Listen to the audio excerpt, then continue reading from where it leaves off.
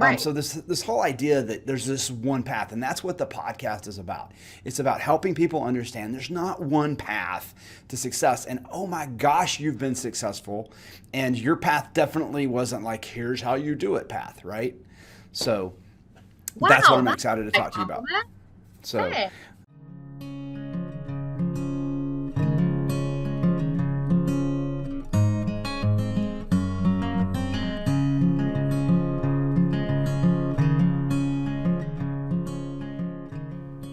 hello, I'm Shane Bybee, and for 30 years I've been helping students achieve their college dreams.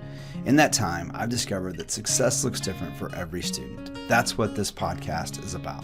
What do families need to know to be successful in the college admissions process?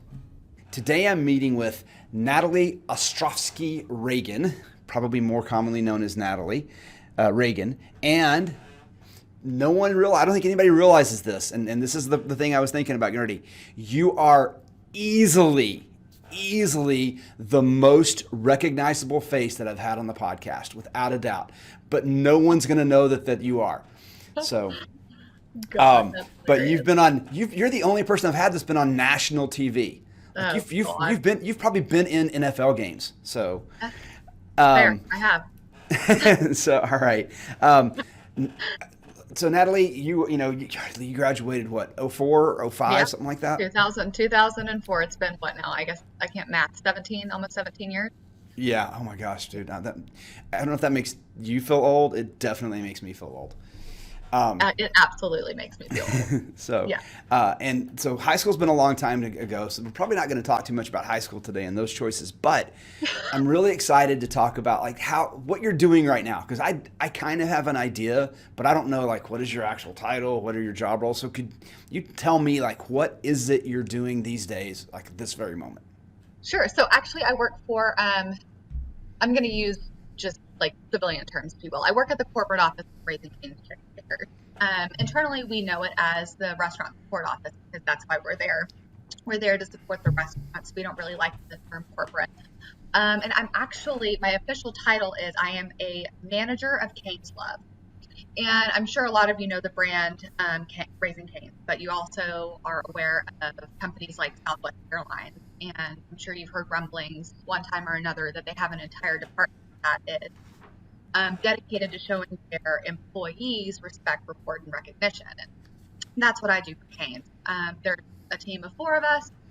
I've been there 5 years, and it's easily the best job I've ever had. We are growing just insane right now as a company, and we've actually thrived within, the pandemic because a lot of our restaurants have drive-throughs, and so business never actually slowed down. It actually ramped up over the past year, so we've been really busy, but it's been awesome. Cane's is just a really awesome company to work for. So you're doing employee support. Like even this morning, you said you had to go to your CEO's house to drop something off at his house. Yeah. So in the hierarchy of things, where are you exactly are you C-suite? Are you, Oh God, no.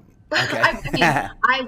So another thing that I really love about Cane's is that they don't necessarily like, they don't value like your hierarchy. So I'm technically a manager. My boss is a VP.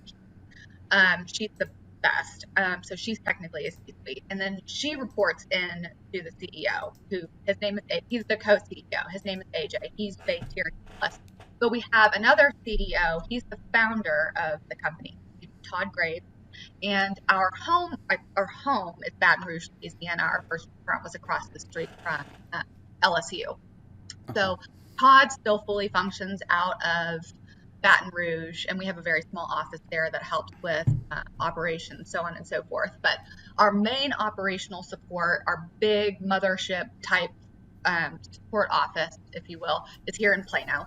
So, AJ and I have a really great relationship. So in terms of where I lay, I'm not super high up on the ladder, but we get to work cross-functionally, and doors are always open to C-suites, to even the CEO. I mean, he gives out his cell phone number if you ever have a question. So there's a lot of really great open communication.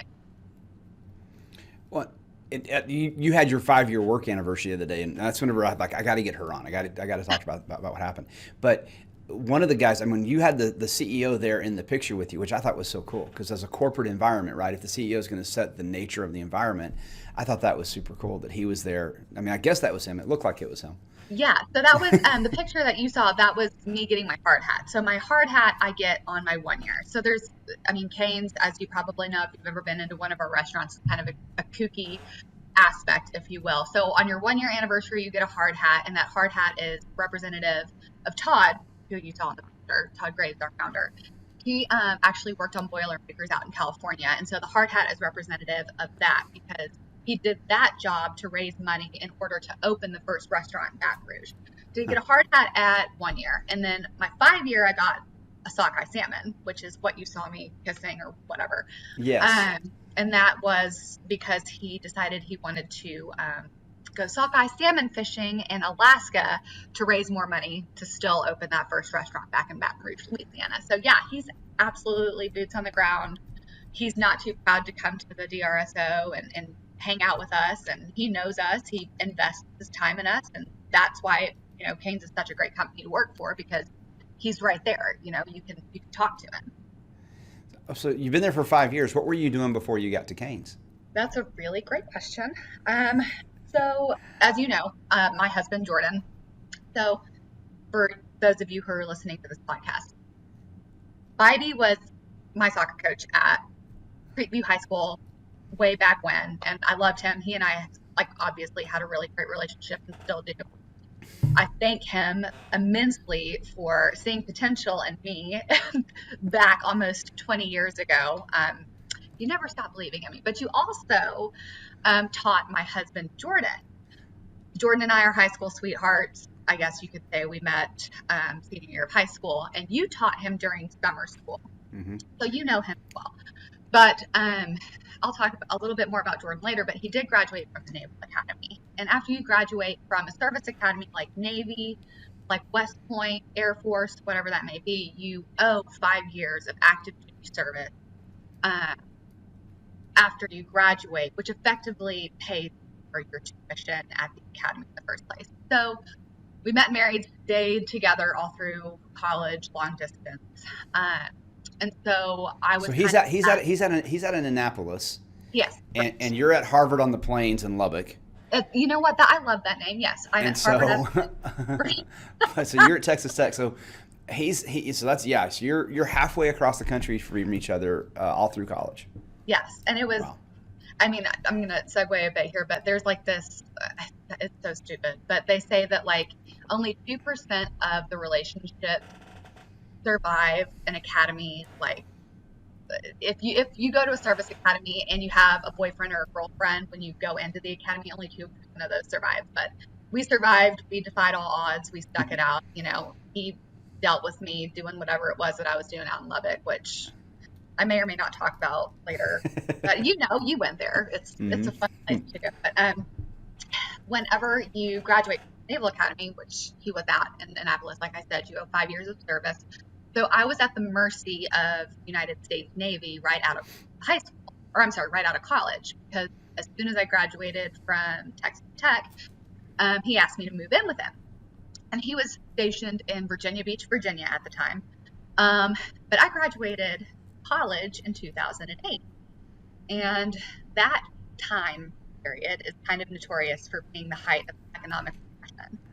So my age group of people, if you went to like a 4 year college, you kind of got, short end of the stick when it came to getting out and trying to find a job. They were few and far between.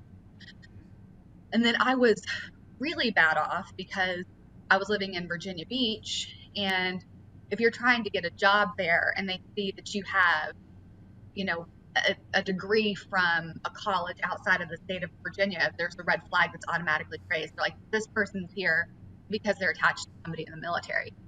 And people who are in the Especially military, right in that area, right? Because that exactly. area's got so much military between Eustis and AP Hill and Norfolk and all that. Yeah. It's insane. So, I mean, me trying to find a quote unquote office job probably wasn't going to happen. They saw, and I was very open about it. I was like, yes, I'm here because my boyfriend at the time, my fiance while we were living there, he's in the Navy. So I ended up working at a bar. Um, and I see I that, bet you, but I bet you rocked the tips at the bar. you know, I'm, It I did. it had, and it Was had it to a be a different Dave's last bar? resort for you. It had to be a Dave's last resort. What kind of place was this? So it was an Irish bar, which Okay. kind of, I mean, I have the red hair and I have the knack for drinking, so it worked out really well for me. And I actually made a lot of lifelong friends there that I still talk to weekly. So it was 2008, 2009, 2010 that we were there. Um, Worked at this bar, worked my way up the ladder a little bit. Right before I left, I was kind of a manager, but I say that with some pride because I feel like that type of job gives you a sense of what it means to have customer service. And that kind of translates across the board, right? Like you learn how to treat. And, if you go to a dine-in restaurant, you get a whole new appreciation for what happens behind. So it's set a pretty good foundation, even though it is just a bar. But when I left Virginia Beach, actually, so Jordan was deployed, and he deployed 5 times, which is a lot for for a person out of the academy. He just got a really crap deal. So during one of his deployments while we were living out in Virginia Beach, I had like an epic meltdown. I was like, I can't do this. I worked too hard at tech to get a degree to work at a bar anymore. So I know that you're deployed and I know that we're living in Virginia and I'm not breaking up with you or anything, but I got to get the hell out of Dodge. I have to go back to Dallas. And so he's like, I totally understand, go stay with your parents while I'm deployed. So I moved back to Dallas and I got a job at Capital One. Don't know why they took a chance on me with my only thing on my resume post college being a bar, but I mean, I'm glad they did. So I got a job working in the marketing department at Capital One, and it was awesome. I did a bunch of like boots on the ground type of grassroots marketing for them at like high school football games and things like that. But my time there was obviously short lived as Jordan came back from deployment, and then immediately we got reassigned to San Diego, California. And so he gets back. We move cross country from Virginia Beach, Virginia to San Diego, California. Sorry, and you can interrupt me at any time. This is kind of a long I'm loving listening to it. situation. So we moved to San Diego, California, and he deploys like right away. So our first 2 years of marriage, he was gone. He was gone the 2 years of our marriage on deployment. So we get to San Diego, and I'm like, I gotta find a job. I gotta do something. I can't just sit here. I don't know anybody. Actually, I ended up knowing Sean Sala and Vanessa Poland, who were out there too, which because they both preview with us. So that was fun. But I got a job working in Los Angeles at the British Telecommunications headquarters for the United States, and that was another marketing job. So I did marketing, and I was also a virtual office manager, which was a lot of fun. Um, Lots of technical stuff, which I never thought I would ever do, but it gave me another great foundation for my resume that I could leverage later on. So again, like I said, we're military, so we don't stay anywhere for very long. And well, I commuted twice a week from San Diego to LA, and I got to work from home 3 days a week. It's still I needed to be present in order to work there. So we got re-signed again, and this time to Newport, Rhode Island. So another um, of the 3 duty stations, Newport was definitely my favorite. Jordan didn't deploy while we were there. It's a really awesome place. If you've never been to Rhode Island or New England, definitely highly recommend going there. But Rhode Island itself is struggling in terms of like jobs. So I actually got a job working at a real estate investment firm in Boston, and I got a marketing job there, and I loved it and did a lot of like digital marketing, and that's where I really got into doing graphic design. And I started there, and they're like, "Oh, I didn't know that you knew graphic design." I was like, "I kind of do. Like I dabble in it. I make invitations and stuff, but I didn't really ever like kind of lean on that as a professional strength."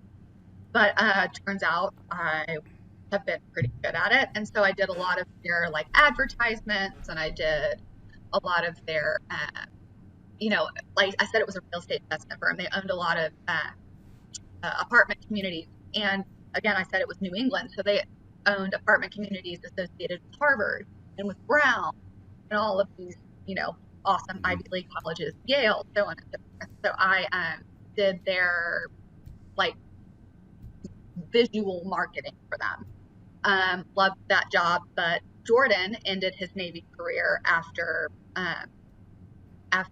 the Newport event, and we always that we were going to end up back in Texas. But towards the end of the time at Newport, I found out I was pregnant with our first child, and that kind of sealed the deal for us. Like, we want to go home, we want to be close to family, we want to be in Dallas.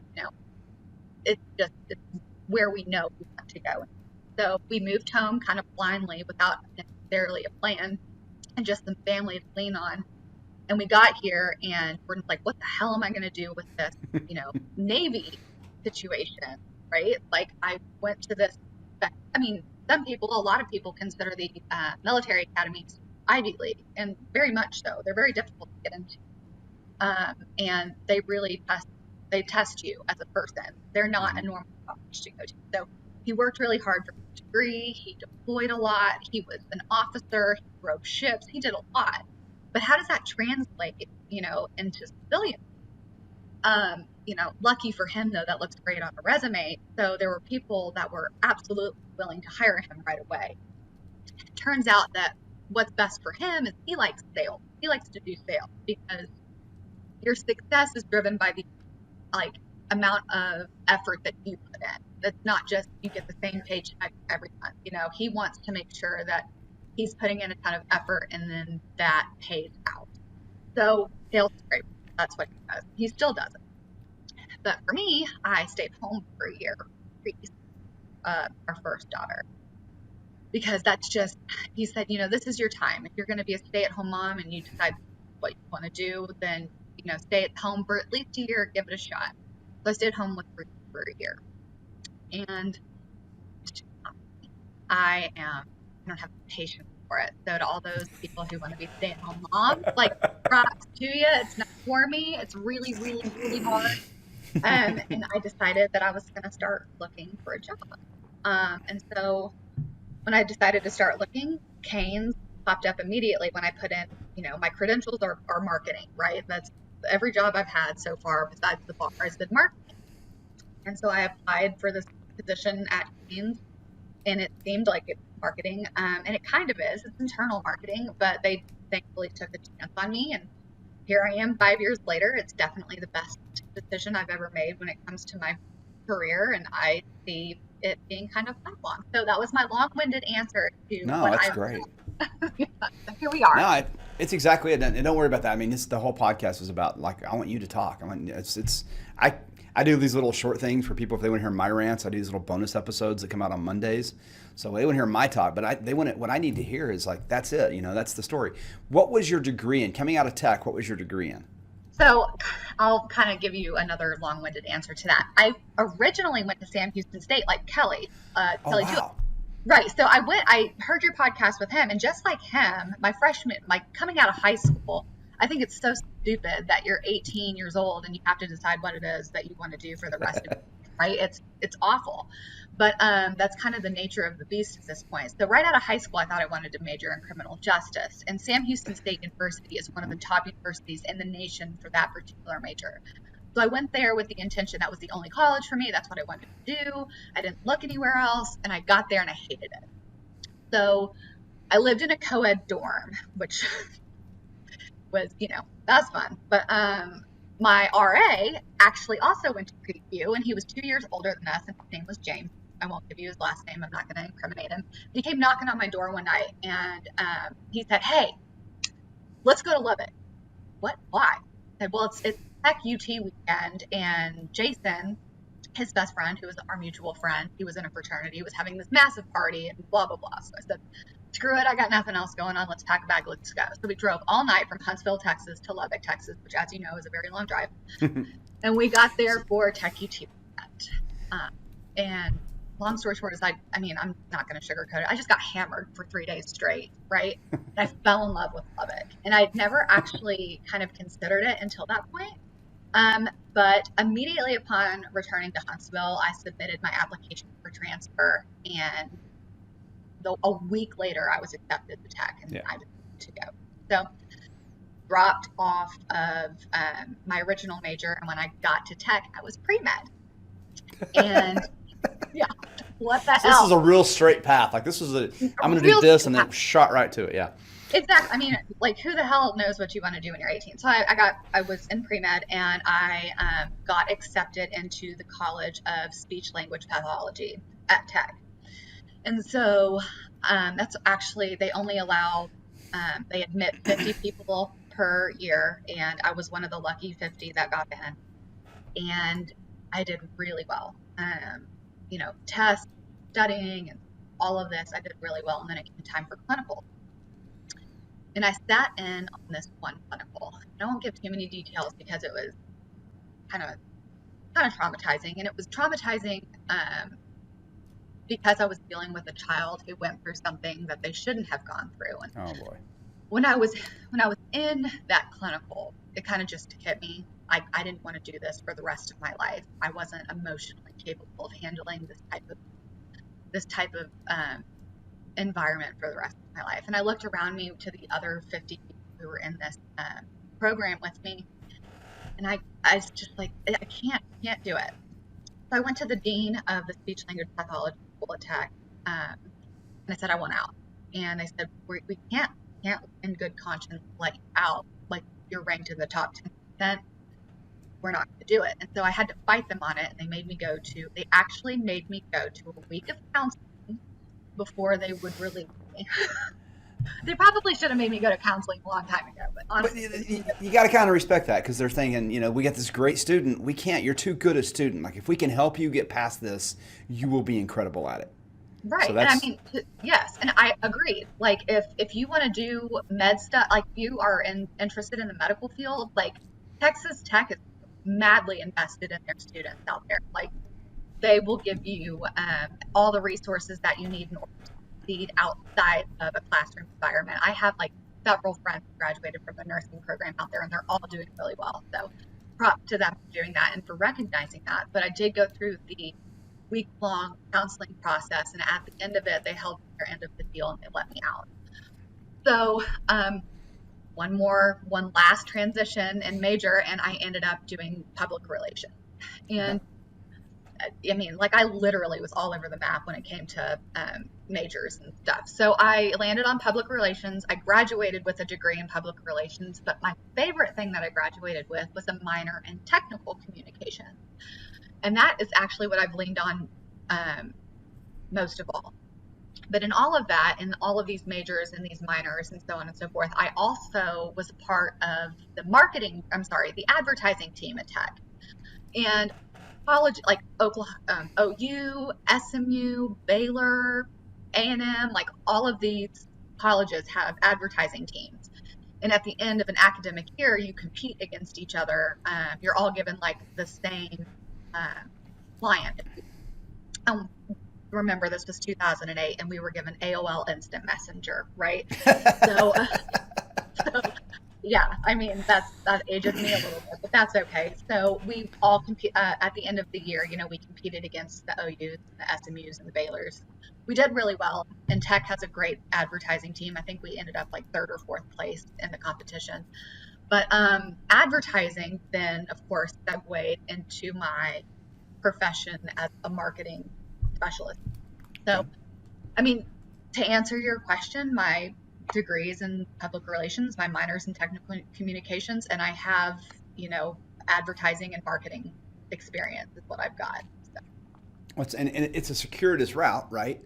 But that's what I want people to really understand is, you're right. We've got an interview coming up in a couple of weeks. It'll probably be mid-May before this podcast comes out, but with a person who, what she does. I had a parent reach out to me and said, we just filled out the course plan for my rising ninth grader who does not know what he wants to major in college. Like, he knows what mom and dad do for a living, and mhm, he knows the jobs he sees on TV. mhm. Those are the jobs. Like, he doesn't know that there's an employee support person at the Canes regional, support area. He just doesn't know that's even a job you could think about. And so, that's why everyone thinks I'm going to go doctor, I'm going to be a lawyer, I'm going to be something like that, because you see that on TV and that's what they think they're going to do. And then you get into it. The amazing thing I hear about what you're telling me is just how absolutely resilient things were, because, you went to Sam Houston State, you didn't like it there, you go to Tech, and you go up to Lubbock. I'm thinking when you said that, so that would have been like '05. That would have been the Tech UT game that may have had Michael Crabtree and the amazing Graham Harrell and that big win. Was That that was it? November 1st, 2008, and I took a half a victory lap. So I graduated in December of '08. So I was there for that game, and you can actually Okay. see me in the background of him getting that hit. Yeah, oh my God. Best, Such one a of the great best game. ones. So good. Such So a great game. good. So okay. But that was a great time for Tech football. Such a great So time. I miss good. those days. Mike Leach, the Mike Leach era. Take me back. Oh, the Mike Leach. I miss those days Me too. so Same. much. So the Matt Wells interviews are not the same as the No, Mike they're Leach. not. I mean, Chris Beard does But his. but if what they're saying happens, I this don't want this to talk about it. episode's going to come out. Oh, yeah, no, I'm going to be grieving. I already hate. I tell people we have it in our will that our children can go to any school except the University of Texas. And so if what is rumored to happen happens, I'm going to hate them even more. I can't And I cannot. I have so many friends that have graduated from UT, and I love them dearly, but we do not talk about college because oh it's no, no. UT generates a lot of revenue for me. Like the flags that we have up in the one that signed the most is the UT flag. So I I have to mean, give for good props. reason, right? I mean, I they're have to give great props. school, but I just, But as but if they Red steal Raiders, Chris Beard, they cannot do it. Like Chris Beard is just, I can't have a Mike Leach gone and a Chris Beard gone in my lifetime. I just can't handle it. but I hear you. okay. Um, you said you didn't like Sam Houston State. What did you not like about Sam Houston State? So I think it's important to know that when you're graduating from high school and you're stepping foot into a college setting, that it's a culture shock in and of itself, right? Like you're getting away from mom and dad for the first time. You are effectively living on your own. You are, responsible for your own successes at this point. And I was there, like in your podcast from several weeks back with Kelly Jewett. I mean, he was there. I had Kelly to lean on. I had Jake Nelson, to lean on, and Sarah White was my roommate. And so I had a support system there. We all went to Creek too. We all ended up at Sam Houston. So I felt pretty secure there, which was nice. But when you are in a place that you're supposed to be. And I did really well. I had good grades at Sam. I was told getting out of high school that you got to go to class in order to in college. So I always went to class. I Hmm. always took my tests. I always did everything on time. And Jordan and I were already together at the time. So, the added pressure of a long distance relationship, I just never felt like I got my footing together there. And the major that I chose, you're never really into that major until, second, third, fourth years of college.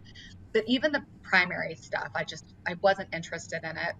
And when James took me out to Lubbock and I experienced Lubbock and I experienced Tech for the first time, I was like, I feel at home here. Like, this is where I need to be. And so that's why I made the change. And that's okay. Like, my parents Hmm. supported me. You're not always going to choose right, right out of the gates. And that's okay. Like, college is about, discovering what it is that you're going to do for the rest of your life, not having it all figured out when you get there in the first. If we look at this is probably, I think this is episode 17, maybe 18 of the podcast so far, and I'm walking back through them, and we've 14 or 15 of them have been with students. I think two of those students out of the 14 or 15, the plan worked out the way they thought it was going to at the beginning. Ariel, who I just talked to with, he went to UT. He wanted to major in computer science and go to MIT. He's at MIT now. That's incredible. Or Maddie, who I just talked to with last week. Maddie went to Northeastern. She knew wanted to do this in the Northeast. Even for her though, she started off as a business. I think she said she started off in one direction, but then became a business management major. But she's realized that she doesn't really want to continue to do that. That's not her post graduation plan anymore. But she's going to get a degree in business management. So many others. Sydney, who got into the CAP program at UT and just knew she'd go to UT Arlington for a year, and then she'd be in Austin like she was supposed to be. Got to UT Arlington and was like, this is awesome. Yeah. she's got this great, or Chelsea, who goes to UNLV and gets to UNLV, which she just knew she had to get. She wanted to get away. She wanted to go somewhere else. And after a semester, she's like, "This is not what I thought it was," and comes back home and goes to UT Arlington as well. But yeah, they get caught up in this thing in high school, right? Where it's a lot of different things. I saw it happen with kids when I was coaching soccer, kids who played club soccer, and they were good enough to play Division One, but they were going to play Division One at places that like you don't recognize the name. Right. And one of the kids that I loved, she was the junior bridesmaid at my wedding. I mean, she's an amazing, amazing young lady. Kind of got caught up in that, I think, and she went off to a school that turned out to be very much a commuter school. Yeah. Kim and I flew out to watch a soccer game one weekend and saw her there, and it was so clear when we met with her. She was like, "This is not what I thought it was." But you get caught up in that courtship, that this is what I'm expected to do, and a lot of kids in high school, depending on where you're going, right? If I One of the reasons that the reaction to tech gets what it does is because the expectation is that you're trying to go to University of Texas, you're trying to go to A&M, but that may not be the right place for you. Right before this, I'm not sure if we're going to make this in the cut or not, but we talked about a student I met with yesterday who's probably around a 1400 SAT, can possibly get into Mays at A&M, but would be an honors student at Texas Tech. Where is he going to have more future opportunity? And so I've met with kids who have told me, I want to apply to Vanderbilt. And I've said, well, what do you like about Vanderbilt? Oh, I've never been. Oh, okay, you've never been. Well, it's so incredibly clear that the reason they want to apply to Vanderbilt is so when people ask them, because God bless the 18-year-old, their senior year of high school, every adult they meet is like, so how's the college search going? And they mean it well, but that's it. And they want to be able to say, well, I'm applying to Vanderbilt. I'm waiting to hear from Vanderbilt. And that has a very different ring than I mean, the I'm waiting to hear prestige, from, right? yeah, then I'm waiting to hear from Tarrant County. Yeah, But exactly. so, But I mean, okay. it is what it is. Yeah, and that's not a shot on Terry. I mean, I have one of my favorite comments ever from a kid. She went off to Mizzou, came back, and ended up at Tarrant County going to community college for a year, for a semester, maybe a year. But she told me, she's like, look, I got such an appreciation for what I have because she's at Tarrant County with single moms who are trying to raise their kids and are going to school during the day so while their kids are at school and trying to move on. And she's like, I suddenly realized, wow. And then she went up to UNT and she's graduated from UNT and is trying to start a couple of businesses and stuff. So it's really cool. So That's many different incredible. routes, There is. to get where we are. Yeah. Well, with that in mind, then one of the questions I ask a lot of times is, what are things that people like the soccer coach that you talked to when you were in high school, or counselors, mentors in high school, were like, this is really important, and you're like, that didn't turn out to be very important. Like, what are things like that? Do you remember anything like that from high school specifically? Yeah. I mean, okay, credit to you though, because I'm not saying this to like blow smoke, literally, but I feel like you always had a knack for seeing the potential in people that maybe other teachers and such kind of looked over, and not just seeing their potential, but kind of being able to see, what their potential can grow to be past graduation day in high school. So, you always just encouraged people to be the best version of themselves. So thank you for that. But there was a lot of, what is it that you want to major in? Like, do you have that answer? And I mean, it was such a pressing question that you felt like you needed to figure that out right away. And so before I graduated from Creekview, like I knew I wanted to be a criminal justice major and that was what I was going to do. And this is the path I can take. And that it didn't end up being important. Like that wasn't, you don't have to have that figured out right away. And I mean, even in the grand scheme of things, I would say that 80% of the people that I work with at Canes are doing nothing with what they graduated, have a degree in, right? Like one of the guys who's the C-suite, I love him dearly. He is one of the greatest people ever, and he does really great things for our restaurants. But he graduated with like a geologist, like he's a geologist. So he loves rock stuff, but he works for Canes. So I'm not saying that majors aren't important because they help give you the tools you need to succeed in a job if that's the path that you want to take after you graduate from college. But I think it's more important to be willing to put in the work for, getting general life skills and general knowledge about the outside world and not just focusing on a major. You were talking at the very beginning that your founder worked in construction to get his first to kind of put money away, and then worked on a fishery, a sockeye fishery, He did. which He did. Yeah, sockeye fishing in Alaska, and then Boilermakers in California. Boilermakers, Yes. that's what it was. Boilermakers. Yeah. So did he have a college degree? Does he have a college degree, or So is he he one of does. these He has guys? a college. He has a college degree. I'm fairly positive that it's in theater and it's from the University of Georgia. Ah, So, that's so awesome. I mean, if you're really talking about, success versus your major, he's a theater major and now he owns a chain of chicken finger restaurants. So, That is I mean, the crazy. world is your oyster. So just go for it. That's awesome. That's the thing. It is awesome. And I do think kids are under this pressure in high school to kind of you have to look put together. You have to look like you know what you're going to do. And I can guarantee 80% of the kids, when we sit down in my office and they can tell me like, what do you want to major? And they're like, I don't know. Because they don't know the possibilities of majors. They don't know everything that's out there. And then even if I get a kid who walks in and says, I'm going to major in business. Well, are you going to major in marketing or finance or entrepreneurship or, what facet of business or any of the other tons of, business management? Like what aspect of that are you going to major in? All I'm right. going to major in engineering. Well, okay, electrical, mechanical, civil, computer, software, biomedical. I mean, what does that mean? And so they get told, hey, you're good at math. You should major in business or engineering. Hey, Yes. Yes. you're really outgoing. You should major in, you should do theater or something, whatever. Well, the reality is, and you are living evidence of this, that the key thing is you need to learn how to learn. And that's, God, we're talking about this with my group of tutor friends. Like, I was talking with a teacher yesterday who in online learning, the cheating is through the roof Oh, I have for no high doubt. school kids. And so yesterday he had a kid for the third time that he caught. And what the kid did, so the first time he caught him, the kid did a detailed analysis of a short story that was for another class that he wasn't actually teaching in his class, which kind of shoots up a red flag. Like, did you go out and read this other story on your own? No. He just borrowed it from his friend who had a different teacher, and the other teacher was teaching that thing, and my friend wasn't teaching that thing. So he clearly copied the response and was so poorly informed that he didn't recognize. Well, something else happened and he kind of turned it. But then the third time he did the same thing again on a poetry analysis.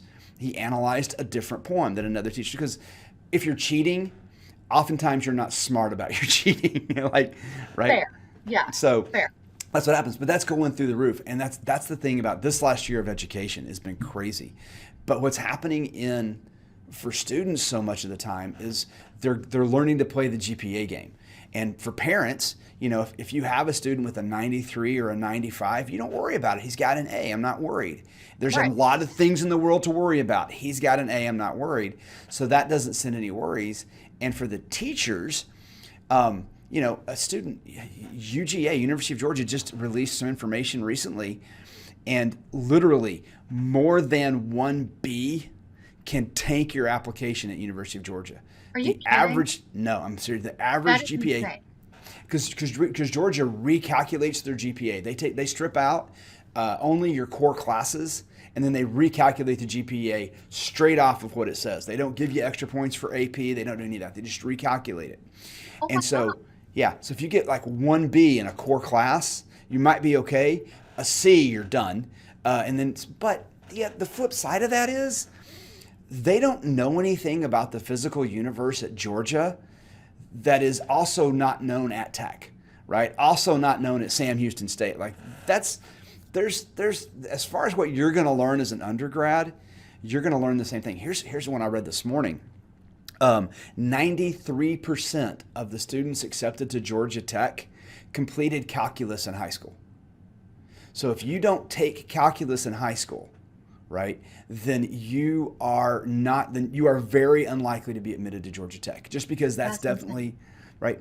Well, go backwards from that then, right? Because calculus is either a senior or a junior course. Most students, it's a senior class. So that means you have to take pre-cal as a junior, Yep. algebra 2 as a sophomore, Yep. geometry as a freshman, and algebra as an eighth grader. So you're taking your algebra, your your high school credit class, the class that's going to count for your GPA for the next 4 or 5 years, your eighth grade year of middle school now. So That's what's then you would have happening had to start prepping for your acceptance to Georgia Tech when you're in middle school. when you're in middle school. When you are, what is that, 13 years old? 12 and And 13, yeah. and we all know that 12 and 13, like they have a lot of foresight. The frontal lobe of the brain is so well developed that they're making great Oh, decisions all the oh, for time. sure. Absolutely. So, that's what's happening it's getting so super competitive for that you've really got to be thinking about it. So when this parent asked me the other day, they said, well, did you, they want to talk about this career consultant because the student's having to fill out the ninth grade course guide or the high school course guide and doesn't know like what's out there. The math you take in seventh grade, possibly sixth grade, but the math you take in seventh grade definitely affects whether or not you're going to be able to go to Georgia Tech, because that math track, it is really tough to double up on geometry and algebra 2. Like Oh, yeah. that's a really tough combination to do. It's definitely it's nearly impossible to double up on algebra 2 and pre-cal. There's no So, way. yeah. So yeah, I mean, it's dude, I struggled with pre-cal, and I took pre-cal like big time, and geometry was just not. I mean, I'm not. I don't have a mathematical brain, so like the chances of me ever getting into Georgia Tech would probably be like zero. So, I mean, props to anybody who can, but I mean that definitely wasn't a path for me. the Georgia Tech Dean of Admissions runs a great blog. I love it. And he's really open about what goes on. And one of the things he said was a couple of years ago, he said this. He goes, look, the key to admission is mission.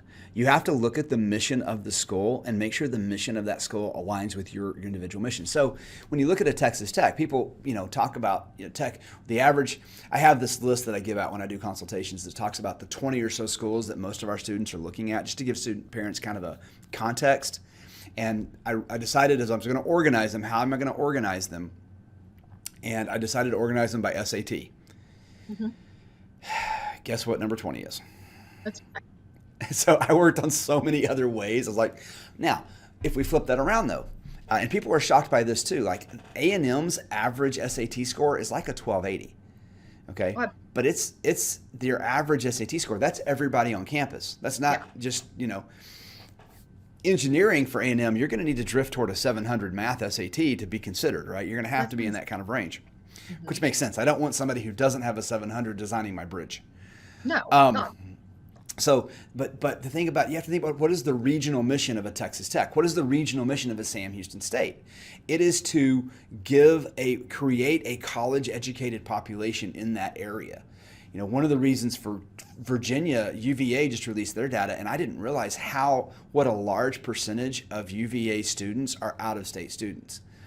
Now, part of that's based on where they're located, but really that kind of idea that's what it is. But so you look at the regional mission. So Texas Tech's regional mission in that vast plains area where, everything is at least 3 hours away. Yep.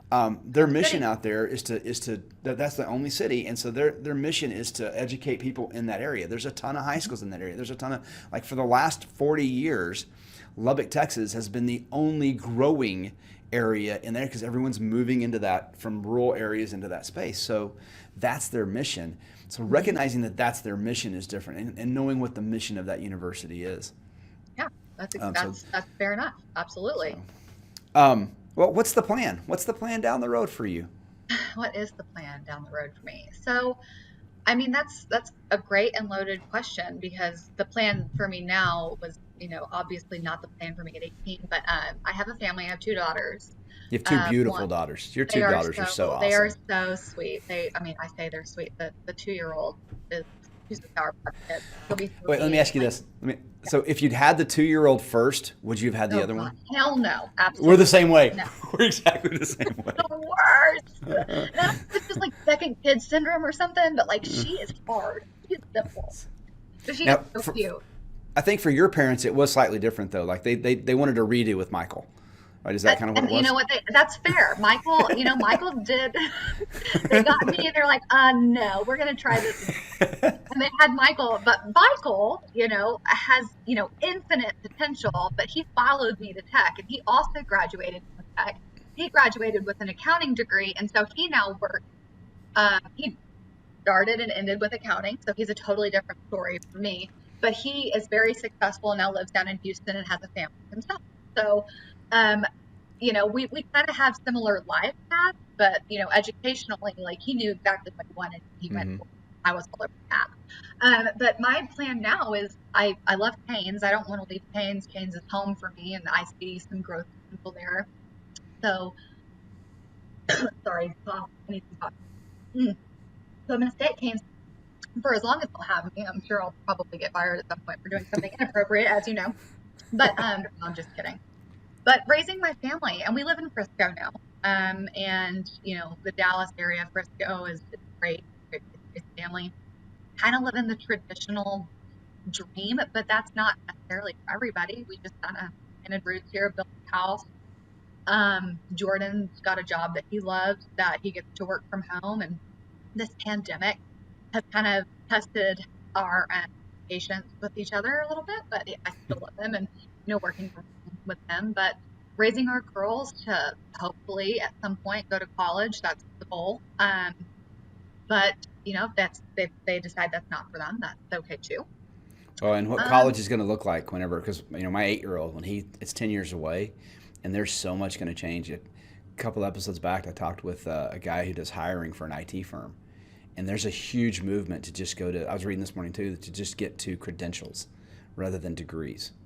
So what college is going to look like in 10 years is going to be crazy too. it's going to be vastly different. Yeah. Let me follow up on that then. So, you in your position for employee support there at Canes, are you in charge of any kind of hiring stuff for entry level employees? So when it comes to my position at Canes, we I do sit in on a lot of interviews when it comes to people who want to work in the office themselves. So I work at the office, my job is at the office, but I also support our crew members at all of our restaurants. Now we have another department at Canes, and they are referred to as our business unit crew. And I hate to use the term again, but they are our boots on the ground people that visit our restaurants regularly and help with the hiring at our restaurant level. So I sit in on interviews, and I can, you know, suggest people to work at Canes. So if anybody ever has any questions, they're free to reach out to me. We have awesome resources. It's I believe it's my Cane. I forget our website. I haven't even finished my coffee yet. But if anybody ever has any interest in working at Canes, we are the only company in Dallas who's been ranked on the Dallas Morning News top places to work all 11, 12 years or something like that. Oh wow. So it's like I say, I'm really lucky to have Well, ended up where I'm at. and I was making the joke too because one of the things I do love about it is, and you froze it on your Facebook when it happened, but you were in their national camp or their company wide commercial campaign where you were eating, I think, a French fry, and this picture of you. Is it a chicken finger? Okay, I couldn't tell, but you're eating a chicken finger, and so but there's a nice big picture of you, so eating your chicken finger in your commercial, and I think that I see that commercial from time to time, so it's still out there and alive. It still is. I think it went on during March Madness at some point, possibly. I don't know. So, just me eating chicken on TV. No big deal. Well, when you're sitting in on those interviews, Mhm. but the thing I like about that is because Canes, it's kind of they said we're gonna use our employees, we're gonna reward our employees for that. Um, so when you're sitting in on those interviews, what are the things you're looking for in somebody you would hire? The credentials, the attitude in the interview. What are the things you're looking at? That's a great question. That is, I don't feel like that question gets asked enough, actually. So, whenever you're in college and even out of high school, you're given a set of basic tools on how to answer basic interview questions, right? Hmm. And a lot of them are, what are your weaknesses, blah, blah, and blah. and You then you're know, supposed to say, well, it's really a strength, but I'm going to list it as a weakness and talk about, yeah, right. I yeah. care too much. I can't get over my mistakes. Like, whatever, right? Like, own your mistakes. Show that you're human. When I was interviewing for my job at Canes, I was really transparent when I was interviewing with them. I said, I got to be honest with you guys. Like, I really want this job, but my family comes first. So, and at the time it was just Reese and Jordan. And I said, if there's ever a time that they need me, like, they're going to be number one. But know that when I'm here, you get all of my attention. You get all of me, and I'm willing to put in the work. I'm not too proud to do the things that, some people would think are below them. Like, title is great, but you also have to be willing to be a team player. So if you're ever going to go in for an interview, I think it's most important not to just flex the experience that you have. It's also really important to show that you're humble and that you're willing to be a team player and that you're willing to do things that may not be listed in your job description. So don't just come in with like predetermined answers that you're ready to throw at the interviewee. Um, be candid, be what's the word I'm looking for? Be vulnerable and, show a human side to yourself, because the people that you're interviewing with are eventually gonna, if you end up getting that job, they're gonna be the people that work beside you, for the majority of your Hmm. professional life. So just go in and be a human. Don't be so rigid and, relax a little bit. So Yeah. we really look for that type of thing. We tell them the same thing when they're in college interviews. Like, here is a set of 10 questions that usually get asked in a college interview. Write out what your answers are going to be. Read through your answers so you know, okay, this is if this answer hits me. But don't get to the point that you've memorized what your answer is, and so you're going to go back and what do I need to say for that? No, it's a conversation, and that really is what the interview needs to be, is more of a conversation. And my thing too is, this is the crazy stuff when you're talking about. I know people talk about unemployment being high. I don't think I don't want to get into that whole thing, but college unemployment is not particularly high. So it's not that there's plenty of jobs out there. You need to find the job that's right for you. Is kind of what I said. But I'm glad to hear you say that. Like, be present in the conversation, and make it a dialogue, not a presentation necessarily. Yeah, Um, absolutely. Well, I asked you earlier, like, what are things you were told were going to matter that didn't? What were things that maybe could have made it better? Like, you wish you would have had been able to focus on this other thing that would have helped more. So you're so focused on the next step of life, which is, for a lot of people, college, that you forget to think about the bigger picture, right? What are your life goals? Um, you don't necessarily have to have it all figured out, but what's the general direction that you want your life to go in? And when I was a senior in high school, 18 years old, I mean, you may or may not remember how I was, but I like to I like to have my fair share of fun, and I was just living day to day, and I think that that's okay for a lot of 18-year-olds. You don't necessarily need to have everything figured out, but I don't think that I had a real grasp of what I wanted my life to look like, in term. So I didn't know if I wanted to have a family or not, but you know, I didn't know if I wanted to have a desk job. I didn't know those things, but I feel like now that I am where I am and I'm happy in this position, I wish I had focused more, like, a long time ago, figuring out kind of what my life goals were. Like, did I want to travel the world? Do you want to travel the world? Great. Then make sure that you make time for that, or that you look for a job that's going to allow you to do that. Do you want to have kids? Make sure that you find a job that recognizes and respects the fact that you have a family. And I think that that's important. Like, you're so focused on getting the degree and then getting the good job that you forget to look for the things that end up mattering the most in your life, right? So, again, not to like flex Kane, but they recognize and respect the fact that I like to travel and I want to travel. And now that I've hit my 5 year mark, I get to accrue an extra week of vacation. So, if I want to travel, whenever travel bans get lifted, I will, Jordan and I plan on finally celebrating our 10th wedding anniversary, like by going to Iceland or Norway or something. And they'll let us do that. And they, like, I just got an email from Reese's school asking for volunteers for field day. And I'm Mm-hmm. able to sign up for that knowing full well that Canes is going to support that for me. So I get to take, 2 or 3 hours out of my workday in order to do that. So Mm-hmm. things that, to answer your question, things that I didn't focus on as much as I should have was figuring out like goals outside of, just job in general. Mm-hmm. So, figuring that Yeah. out for myself. Well, that's tough to do. Man, so it's the flexibility of a job. It's why I got out of teaching, because I recognized that I wanted to be like, that. Like tomorrow morning, I've got to take the older boy to get a filling, so I can do that. Now, if I was a classroom teacher, I could still No do way. it, but yeah, but But it you would would have to find a sub. and it would be so much work. I'd have to make lesson plans. I'd have to take, now Right. we schedule so that my schedule allows me to do that. But I'm lucky in that I didn't start, the boys didn't come along until I was in my 40s, and I was pretty well established. And like I said, by the time the second one was on the way, I knew I needed to get out of the classroom and go do something else. So, Hmm. um, what else is in? Oh, well, see, I told you in a minute. An hour is going to fly by. I don't know if you feel like it. And Um, I just love talking to you, Bobby, because like I said, well, you're and one I of my didn't realize favorite people. You're my I favorite didn't realize people. you're in Frisco, so we definitely, if nothing else, we need to get the kids together. Um, Absolutely. so, Yeah. but yeah. Um, and I'm about to get my second vaccination. Kim gets her first I got one my this second week. one last Sunday. I'm totally Did you? vaccinated. Yeah. Yeah, totally So, vaccinated. so I'm getting mine. And so yeah, with the kids. How are the kids doing in school? Everything going okay for Reese? Yeah, everything's going like I said, she's in kindergarten, so we're at that stage where you're just trying to tie your shoes and learn to spell your own name, and she's got that down, so we're doing good with that. She actually really likes school, which to me is important. Um, Riley, the 2-year-old, she'll be 3 on the 14th.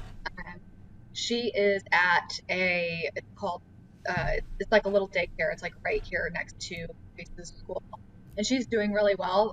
But I'm sure you like you said, the second one is just so much more difficult. Like she will not potty train. Um, she We just had that too. she knows how to do it. She just doesn't want to. So we're Hmm. struggling with that. But they're both doing really well, and I think that you know every human has their own struggles. Like Jordan and I have our jobs can be stressful, right? And life in general can be stressful. But I feel like when you can come home and focus, you know, and give your kids the attention that they need, kind of shut down, make it a point to Hmm. put phone and your email down and focus on them in the evenings, make a dinner, sit down, enjoy a TV show together, even if you need to just shut your brain off. I think it's really important to focus on them in the evenings. And so I think they're benefiting from that. I'm by no means the perfect mother. I am, I have a foul mouth and short patience and just all kinds of things, but they're both doing really well despite their parents. Um, Jordan and I love them to death, and we're really lucky to have So them. is one, so we joke around with ours that Grayson's like social skills are very much like me. That when the pandemic hit and we were forced to go at home, I was like, yes, I don't have to leave my house for 2 months. This is awesome. I've been Yeah, waiting for this my whole life. And yeah. so, but Beckett, he is. I want people. So Beckett came home a couple of months ago and explained to us, he's 6, that he has his gang at school, and that they go out to recess, and at recess he tells them what game they're going to play and who's going to be where, and he instructs them, and we go, yeah, how did this happen? And he said they want me to do that. I'm like, well, Beckett, I don't know that they do, but I'm glad you think they do. Well, then last week they had to go to the dentist, right? And so Beckett gets in the car with Kim, and he says, Mommy, I told Adam, hey, Adam, give them the choice of these 2 games. They can play tag or freeze tag. He left instructions for the other 6-year-olds at recess. Stop. I'm like, That's like gang stuff. You weren't kidding. Like oh, that's straight up a gang. you're 6, dude. How are you It's a 6? mafia. That's not a gang. Yeah. That's a mafia. so, so yeah, but we laughed that he is very much personality wise, very much Kim. The other one's very much me. Are you seeing that too? Oh yeah. I mean, Yeah. I would say Reese is definitely Jordan. So I mean, a little backstory about Jordan and even just college. So Jordan played football in the Navy. but he got Oh, accepted. I didn't know that. Yeah, he played football at Navy, but he got accepted to Harvard. And so he's very intelligent. He had a very high SAT score. He's he's just very intuitive. But when it came down to it, so he was going to either play football at Harvard or he's going to play football at Navy. But in order to get into both of those schools, even on a athletic scholarship, you still have to have, the SAT scores and the grades to get in. Mm-hmm. So he had both. But Harvard wasn't willing to give the financial aid. His Mm-hmm. parents made just enough money to where he didn't qualify to go. Mm-hmm. So anyway, he's highly intelligent. Reese, highly intelligent. Like she can, navigate situations and decide on outcomes. And even like emotionally, the way that she deals with things is very much Jordan. Riley, the difficult one, is me.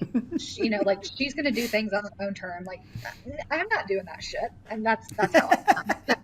I mean, I guess they both have a Yeah. little bit of us in it, and Reese even looks like Jordan. Riley kind of looks like me too, but they're products of their environment, so they don't have a fighting chance, unfortunately. Well, and I wanted to say this earlier too. I forgot to. So when we talked about, I taught Jordan in summer school. That was so Yeah, he could advance. Like that wasn't. He yeah, wasn't like yeah. he was taking an extra English to get English out of the way, so he could take another English, so he could take it in more advanced classes. Because a lot of people are like, "How's he that bright?" If Bobby taught him in summer school, and most people aren't going to piece that together. But that's it. That's the kind of kid Jordan was. Like he was like, "I'm going to go ahead and get this." And that I remember that's the only summer school I ever taught because it was so exhausting. Not for the kids, but just never Well, you getting a didn't break. get a break then. Like you Yeah. didn't get a break. Yeah, and so and if you remember too, my first no, that was a few years into Creekview. No, so yeah, you probably don't know this part of it, but my first year at Creekview was pretty tumultuous, Really? and so What oh was your yeah, first year? When did you start? 2001 was my first year, Okay, well then and that so was my freshman year. That was my yeah, freshman year. and so the 2001 2002 summer is when I would have taught Jordan, or the summer of 2001, they yeah, it was pretty rough, and so yeah, it was tough. Anyway, but that group, I remember that group pretty vividly because half of them were there for advancement and half of them were there for remediation,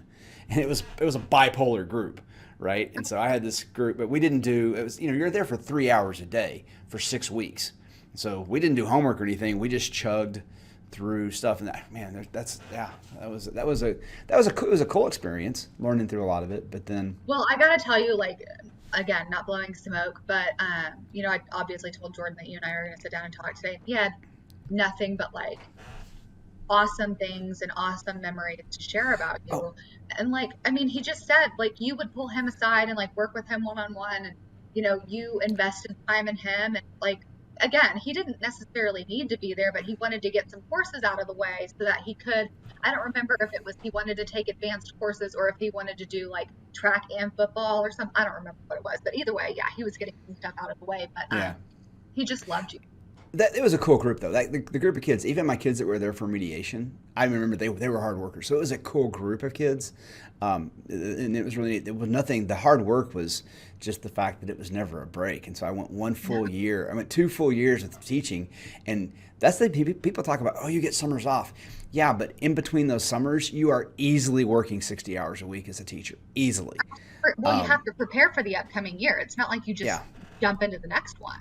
So. And you were Um, you were coaching and you were teaching and you were doing summer school. I don't know how you were doing it. well, I was a lot younger then when I could do all that stuff. It's amazing how that happens, dude. Bro, I've been in. I've now officially been here longer than I will be here. I crossed that threshold this year. So, Stop! Don't say that. oh my My God. my boss was like, "You're halfway to 70." I was like, "Yeah, well, thanks for bringing that Hey, up." 35 years just to, old. I probably need to not. Did you know about John Matthews, right? You Yeah. remember Mr. Matthews? Yes, You know John. his Okay, John Matthews. You're talking about the he assistant wasn't vice principal. principal. Was Yeah, he? Yes, he was. he was. He's pretty ill. Just putting that on your No, radar. Yeah, I did not I know that. yeah, probably shouldn't talk about it live on the recording, but yeah. Okay, it's okay. Oh my Um, God. yeah, I just saw it this weekend, so say some prayers. Oh Yeah, my I won't get goodness. into it too I much, but love yeah, I he love was a great him. guy. Well, and he's on the school board now, right? He has been for Carrollton Farmers Branch ISD. He has very much been an integral part of that school district for 30 years, 35, 40 years. Well, since It's, I mean, yeah, shoot, since I was He there, was for a sure. coach at Perry Middle School years ago before Creekview opened, I think, or an assistant principal at Perry. So long Yeah, time. because Jordan had him at Perry. Did he? Wow. Yeah, Jordan had him at Yeah. Perry. So I mean, again, like So Jordan and I are both products of DFBISD. So like, that's oh my God. yeah. I Um, mean, you were at Capel after you left Creekview, right? Is that where I you went went? I went to Lovejoy for a year. I opened Lovejoy, and then Okay. Coppell called, and people. It's funny, people would say, and they still do. And this is, I've talked. I still connect with some of my Coppell students. Um, Coppell wasn't a good experience for me. Really? Yeah. I never connected with the kids the way I connected with the kids at Lovejoy and at Creekview. And that's probably largely personality. You made the comment earlier about investing, and I remember, like, I've been thinking for a couple of days about, you always do this, right? You reflect on mistakes that you made or stuff like that. Coppell, I just never connected, and I tried hard, and that's probably why I never connected with those kids. I was older. I still talk with Austin and Brennan Peacock on a Oh my God, regular I love basis. them. The Yeah. brothers, yes. Or Kelly and Kevin when Kevin comes to town. Kevin's got So, 4 kids, man. oh my gosh, yeah, Kevin, they know how that happens. You need to stop. Um, but and Kevin got started early at it too. So, but they, yeah, I still talk with a lot of those kids, but there's kind of this donut hole in the middle of it because I talk with my Carroll kids too. I was at Carroll so I went to Coppell for 4 years, and Oh my God, it was 4 years? yeah, I was there 4 years. Really? It was 4 years. But part of it too is I probably should have stopped coaching. I probably should have stopped coaching after three, and I knew it. But there was one particular kid that I'm still close with, who I kind of became. I feel like I became kind of a father figure for him, and I was like, I can't leave. I had left. Part of the reason that Creekview is easier to leave, but I left Creekview that year, and I always regretted it because of Spencer Cherry. I love Spencer, and I wanted to spend one more year. I wanted to get through that year, but then I looked at it, I was like, ugh. But then Lovejoy was real tough because I coached football at Lovejoy. You talk about a train wreck. Me coaching football. I Like, had no idea you did football. I did when I wasn't supposed to. When they hired me, I was going to coach kickers and punters, I was and going then to say coach that. soccer. And I was going to do that, because it was at that point it was a 4A school because Texas only had 5 divisions. So it was a 4A Right. school, and I was going to do kickers and punters. Well, I get there the first day, and the defensive coordinator goes, "Hey, you missed the meeting this morning," and I was like, "Well, I'm special teams. Like I just had to do kickers and punters. What meeting?" He goes, "No, you're coaching linebackers." Oh, I'm And sorry. I was What? like, and I did. You're effing kidding me. Like you've got me coaching You coach linebackers. linebackers? There's And nothing more opposite than a kicker and a punter and a linebacker. oh, it's great. He goes, I said, Billy Thompson, man. So he goes, yeah, you're coaching kick. And so we're sitting in the first defensive meeting, and he's drawing up this play, and he's talking about the A gap and the B gap and the C gap. And I go, what's an A gap? I have no Oh, clue. coming from the soccer world. And they are like, and all the coaches look at me, and I go, don't look at me like that. You want to talk zone defense versus a flatback? You want to talk a flatback four versus man-to-man sweeper stopper? Come to me and talk to me about that. But don't talk to me. So, it was really funny that year. But yeah, I was, and it was first year Kim and I were married. So we just got married, and so I'm coaching football. I'm over at Lovejoy, 5:30 in the morning until 5:30 at night. During football season, so for the whole year. So when Coppell calls, and Coppell's an elite program, Oh, and of just an course. amazing Yeah, soccer for sure. program. So when they called and said we want you to interview, and then they offered the job, it's one of those things you can't turn down. No. But part of the reason I think we had the success we had at Creekview was because the way I've been successful is just working my ass off. I just grind. But that's not the way the Coppell kids were successful. So my expectation coming in was we're just going to grind it out. We're going to work harder than the people, and that wasn't how. I mean, there were kids. We had the Gatorade, the Texas State Gatorade Player of the Year at Coppell one year, and we got knocked out. I mean, we didn't make it to the regional tournament any of the 4 years. 2 of the 4 years we got knocked out by the eventual state champion. So it wasn't like we were getting knocked out by weak teams or Right. something. Joe Schmoes, right. But it just didn't work. And by the end of it, I had definitely the players. I didn't connect with the players anymore. I didn't care for them. They didn't really care for me.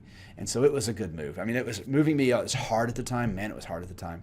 But I needed to get out of coaching. Probably after my second year at Coppell, I needed to get out of coaching because I was just, Do you my think life was headed in a do you different think way. that it was like a Capel thing? Because I'm not like No shit. I mean, when I look back personally at like my high school experience, you were you were the coach. Like you were the elite coach. And I say this and like I played women's soccer, right? You coached men's soccer, but I consider you to be my soccer coach because you saw, I mean, I think at the time I was going to quit after my junior year, just quit the soccer program altogether because of, I won't get into it, but there was some, I butted heads with the female soccer coach. Which, by the And way, she's the reason I'm married to the person I'm married to. which is, and I've got to give her credit. Like I wasn't an easy person to deal with when I was probably a sophomore and a junior, right? Like I didn't have a problem with authority. I just like didn't I was going to do what I wanted to do, like I said about my 2-year-old, right? So we butted heads, but you convinced me to stick out one more year and associate myself with the soccer program and made it worth it. And I look back at like where I am currently in my life in a lot of I'm gonna say success because I consider myself to be not to like knock, you know, give myself credit, but I feel like I'm fairly successful and I'm at this point in my life because you told me to stick out one more year. And I know it's like a butterfly effect. You told me to stick it out one more year and associate myself with the soccer program at Creekview. And because of that, there's just been a domino effect of things that have happened.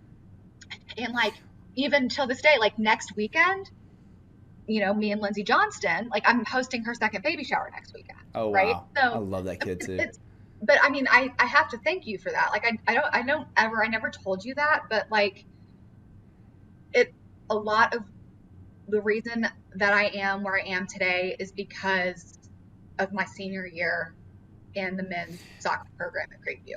So, That last year at Coppell was really tough. I mean, it was really tough. Tough for a lot of reasons. Definitely, the players and I just looked at the world differently. And it's hard to say exactly why that was. One of the comments I can think back to specifically, because a parent shared this with me after, because they were angry with me. They had their son was ended up quitting before the season was over, and I'm like, you're doing what? Why are you doing that? He was a senior. He wasn't getting a lot of playing time. Part of the mistake I made at Coppell was keeping too big a roster. We did it at Creekview, but everybody bought in. Like yeah, for everybody was sure. able to buy in, and they understood their role. And I remember vividly this one student because I don't remember the opponent, but we were in non-district, and he came off. He was frustrated with playing time. We got up a goal or so, and I subbed him in, and he played great. He played so good, and he comes off, and I said to him in my mind, I said to him, dude, that was so good. I said, maybe the role we can get for you is you come on as a super sub. Like you come in 10 minutes on and you can relieve the guys that are out there, but then you can just keep that same level of pace up for us and keep going. Well, at the end of the season, mom contacts me and says, you lost him when he played that great half and you told him he was really a great sub.